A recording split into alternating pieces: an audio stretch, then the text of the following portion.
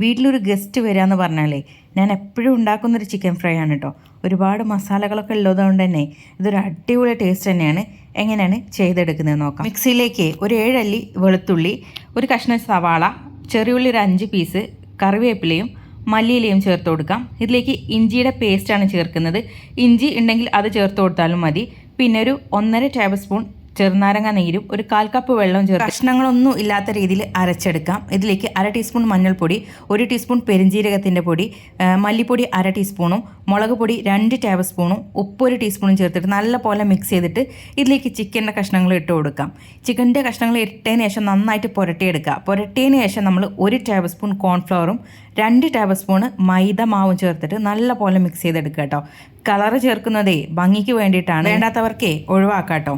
എണ്ണ നന്നായിട്ട് ചൂടാകുമ്പോൾ അതിലേക്ക് കഷ്ണങ്ങൾ ഇട്ട് കൊടുക്കാം. ഇട്ട ഉടനെ തന്നെ ഇളക്കരുത് കേട്ടോ. കുറച്ച് കഴിഞ്ഞ ശേഷം മാത്രം നമ്മൾ തിരിച്ചിട്ട് കൊടുക്കാം.